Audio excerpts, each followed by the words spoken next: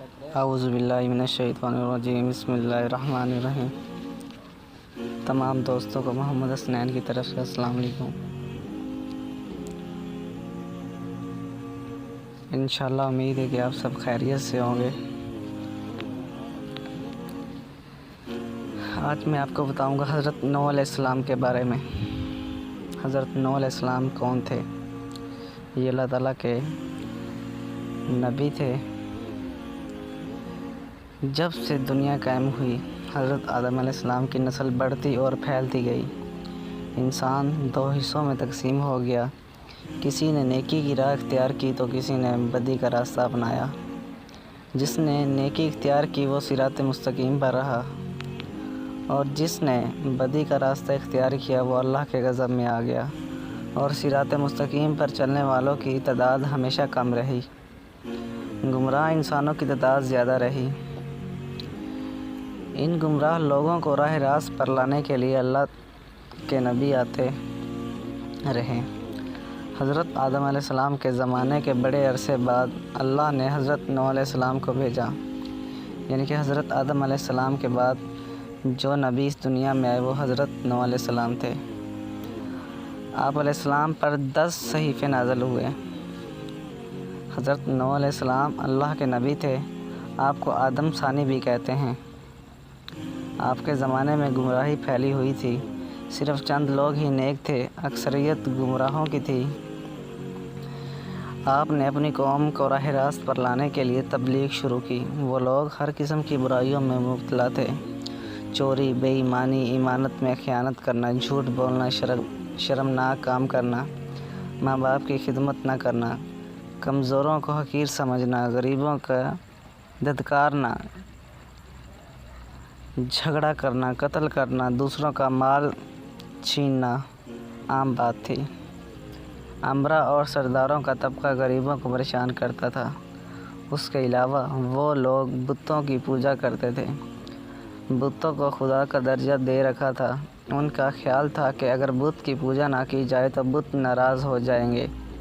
ان کے نزدیک جو بت کی پوجا نہیں کرتے وہ جاہل اور احمق تھے۔ اور اللہ تعالیٰ ارشاد فرماتا ہے کہ قرآن پاک میں کہ یہ لوگ کھلی گمراہی میں ہیں۔ انہوں نے 4 بت بنا رکھے تھے جن کے نام ود، سوا، یغوث، نصر تھے، یعنی کہ وہ ان 4 بتوں کی پوجا کیا کرتے تھے۔ حضرت نوح علیہ السلام اپنی قوم کو دعوت حق دیتے، اچھے کاموں کے کرنے کا حکم دیتے، برے کاموں سے روکتے۔ وہ کہتے کہ بتوں کی پوجا نہ کرو، صرف ایک اللہ کی عبادت کرو جو سارے جہاں کا پروردگار ہے، اور یہ سچ ہے۔ واعظ و نصیحت کی غرض سے ایک روز آپ نے ضیافت کا اہتمام کیا۔ ضیافت میں ہر حیثیت اور طبقے کے لوگ شریک تھے۔ آنے والے مہمانوں میں غریب بھی تھے، امیر اور سردار بھی تھے۔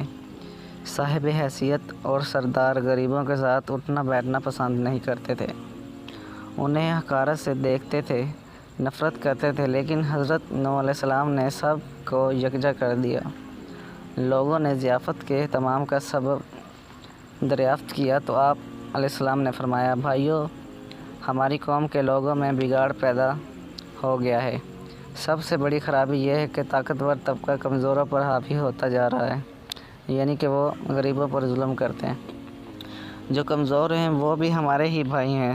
تم غریبوں کے ساتھ اٹھنا بیٹھنا پسند نہیں کرتے، تم ان سے نفرت کرتے ہو۔ ان میں جو بھوکا ہوتا ہے تم کھانا نہیں کھلاتے، اگر کوئی پیاسا تم سے پانی مانگتا ہے تو تم پانی نہیں پلاتے، اگر کوئی بیمار ہو جاتا ہے تو ان کی عیادت نہیں کرتے، تم اپنے ماں باپ کی خدمت نہیں کرتے، دوسروں کا مال ناجائز طور پر کھاتے ہو، دوسروں کی ملکیت پر قبضہ کرتے ہو۔ یہ تمام شیطانی کام ہیں۔ اس کے علاوہ وہ تم اپنے ہاتھوں سے بنائے ہوئے بتوں کی پوجا کرتے ہو۔ یہ بت تو تمہاری ہی طرح مخلوق ہیں اور یہ تو تم سے بھی کمتر ہیں۔ یہ کہاں کی عقل مندی ہے؟ میں تمہیں ایک بڑے عذاب کی خبر دینے آیا ہوں۔ مہمانوں میں سے ایک شخص نے کہا، عجیب شخص ہے، ہمیں کہنے چلا ہے کہ ہم اپنے معبودوں کو چھوڑ دیں، عبادت نہ کریں۔ حضرت نوح علیہ السلام بولے، میں یہ نہیں کہتا کہ عبادت چھوڑ دو، عبادت کرو صرف اس ہستی کی جس نے ساری دنیا پیدا کی ہے، جو مارتا ہے اور جلاتا ہے۔ ایک نے کہا، نو تو ایسا کہتے ہی رہتے ہیں، ہم اپنے معبودوں کے خلاف باتیں سننے کے لیے نہیں آئے، ہم تو وہ کرتے ہیں جو ہمارے باپ دادا کیا کرتے تھے۔ اور آخر میں لوگ مجلس سے اٹھ کر جانے لگے۔ ایک مرتبہ حضرت نوح علیہ السلام ایک راستے سے گزر رہے تھے کہ ایک بوڑھا نظر آیا۔ وہ بہت لاغر تھا، چلنے کی تاب نہیں تھی۔ حضرت نوح علیہ السلام نے دریافت کیا کہ تم اس حال میں راستے میں کیوں پڑے ہو؟ کیا تمہارا کوئی گھر نہیں ہے؟ حضرت نوح علیہ السلام بوڑھے نے جواب دیا کہ میرے 7 بیٹے ہیں، انہوں نے بڑھاپے کے سبب مجھے گھر سے نکال دیا ہے، میرے پاس کھانے کے لیے بھی کچھ نہیں ہے۔ حضرت نوح علیہ السلام اسے اپنے گھر لے گئے اور کہا کہ تم اس گھر میں رہو، میں تمہیں کھانا دیا کروں گا۔ آپ علیہ السلام نے دعا کی تو ایک اجنبی شخص گھر میں داخل ہوا۔ اس کے ہاتھ میں ایک خوان تھا، اس میں ہر قسم کے کھانے تھے۔ اس نے حضرت سے فرمایا کہ یہ کھانا میں آپ کے مہمان کے لیے لایا ہوں، اسے کھلا دیں۔ اس نے کہا کہ اللہ کسی کو کبھی بھوکا نہیں سلاتا۔ وہ بوڑھا حضرت نوح علیہ السلام پر ایمان لے آیا۔ ایک روز ہدایت کے گھر سے نکلے اور ایک بلند مقام پر کھڑے ہوئے اور بولے، لوگوں، میں نیکی کی طرف بلا رہا ہوں۔ اللہ نے مجھے نبی بنا کر بھیجا ہے تاکہ میں تم لوگوں کو ہدایت کروں۔ میرا کہا مان لو تو فائدے میں رہو گے۔ تم لوگ ماں باپ کی خدمت کیا کرو، انہیں گھر سے نہ نکالو، انہیں تکلیف مت دو، ضرورت مندوں کی ضرورت پوری کرو، یتیموں، بیواؤں اور محتاجوں کی مدد کرو، بیماروں کی عیادت کرو، ہر کمزور طاقتور کا محتاج ہوتا ہے۔ بات بات پر لوگوں کی جان نہ لو، یہ کام خدا کو پسند نہیں ہے۔ اگر تم سب اللہ کے احکام پر عمل کرو تو وہ تمہارے لیے کثرت سے تم پر بارش بھیجے گا، مال اور اولاد میں ترقی دے گا، تمہارے لیے نہریں بہائے گا۔ حضرت نوح علیہ السلام نے فرمایا، تمہاری عقلوں کو کیا ہو گیا ہے کہ پتھروں کو پوج رہے ہو؟ اے قوم، اللہ کی عبادت کرو، وہی عبادت کے لائق ہے۔ اللہ کے سوا کوئی معبود نہیں جو ہر چیز کا مالک ہے، جس نے ہر چیز کو پیدا کیا۔ جب تم اللہ پر ایمان لاؤ گے تو تم برائی سے دور رہو گے۔ نہ میں بادشاہ بننا چاہتا ہوں نہ سردار، میں تو صرف نیکی کی طرف بلا رہا ہوں۔ کیا تم نہیں دیکھتے کہ اللہ نے چاند اور سورج پیدا کیے، چلنے کے لیے فرش بنایا اور تمہیں نعمتیں دی؟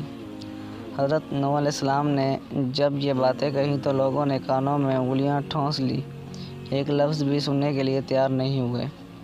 ایک موقع پر حضرت نوح علیہ السلام نے اپنی قوم سے فرمایا کہ اے نادانو، یہ کیوں نہیں سمجھتے ہو؟ یہ دنیا تو ایک آزمائش کی جگہ ہے، تمہارے سامنے اچھائی اور برائی دونوں ہیں۔ اے قوم، میں تم کو آنے والے دن سے ڈراتا ہوں، اس دن کوئی کسی کے کام نہیں آئے گا۔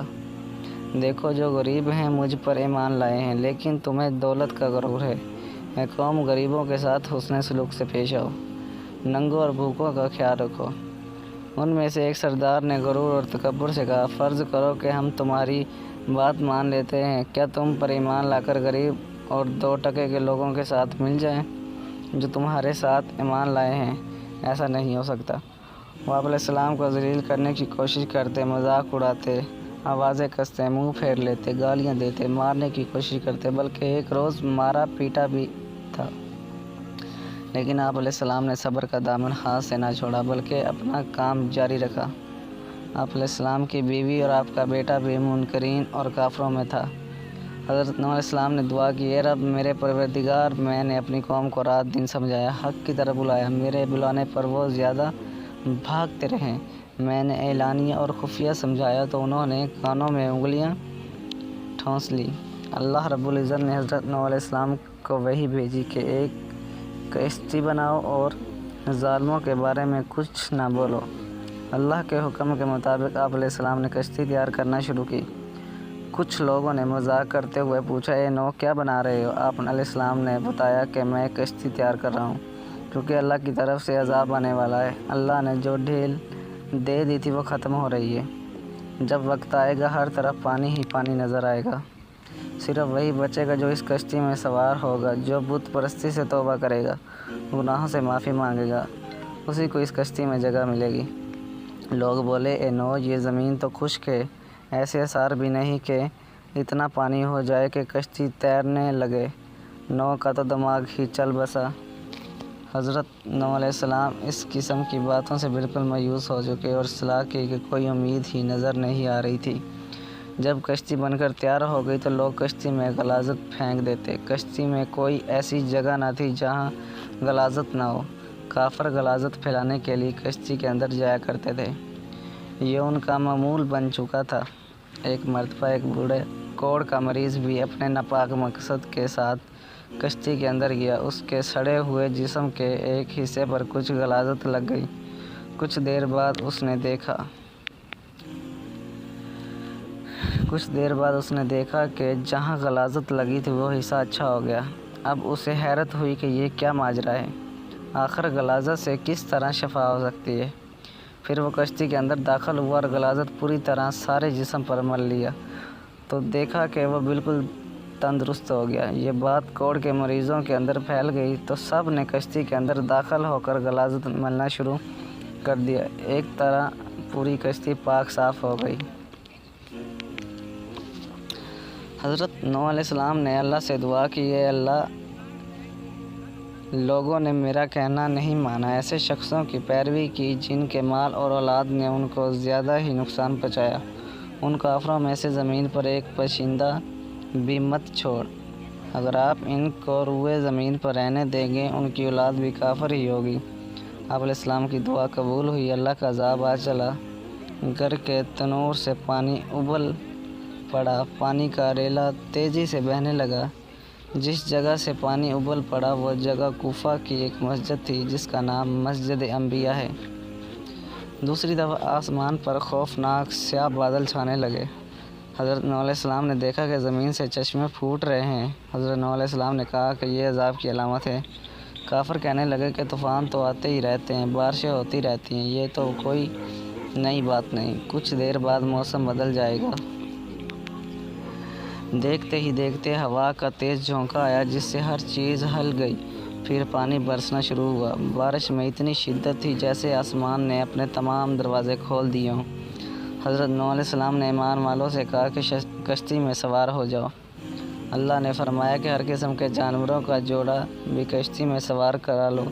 حضرت نوح علیہ السلام نے اللہ کے حکم کی تعمیل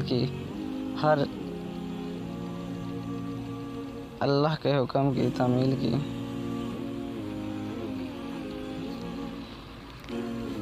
آپ نے ہر چیز کا جوڑا اپنی کشتی میں سوار کر لیا۔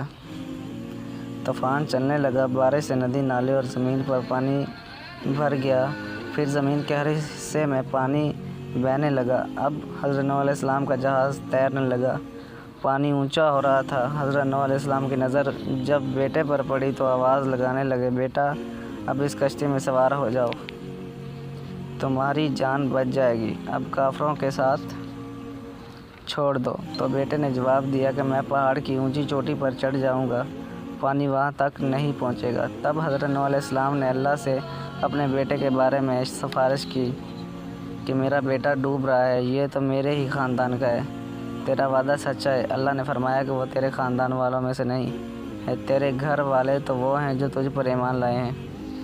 روایات کے مطابق بارش مسلسل 40 دن تک ہوتی رہی، جو کچھ زمین پر تھا سب ڈوب گیا۔ کافروں کا کام تمام ہوا۔ جو لوگ حضرت نوح علیہ السلام پر ایمان لائے تھے وہ کشتی میں سوار ہو کر بچ گئے۔ کشتی کوہ جودہ پر جا کر ٹھہری، جسے ارارات بھی کہتے ہیں۔ کشتی میں سب سوار تھے۔ اسی دوران حضرت نوح علیہ السلام کو ایک فاختہ نظر آئی، اس کی 5 چونچ میں زیتون کے درخت کا پتا تھا۔ یمن سکون کی علامت تھی، یعنی پانی اتر چکا ہے۔ کوہ جودہ یا ارارات مشرقی ترکی میں ہے۔ یہ 16,900 فٹ بلند ہے جو برف سے ڈھکی رہتی ہے۔ روس کی سرحد بھی اس سے ملتی ہے۔ اس پہاڑ کو ناقابل تسخیر خیال کیا جاتا تھا، لیکن 1929 میں جرمن ماہر طبیعیات جون جیکب نے 2 ناکام کوششوں کے بعد اسے سر کر لیا۔ کچھ عرصہ پہلے ہزاروں سال کی جمی ہوئی برف کا تودہ گرنے سے کشتی نوح علیہ السلام کا ایک حصہ برف سے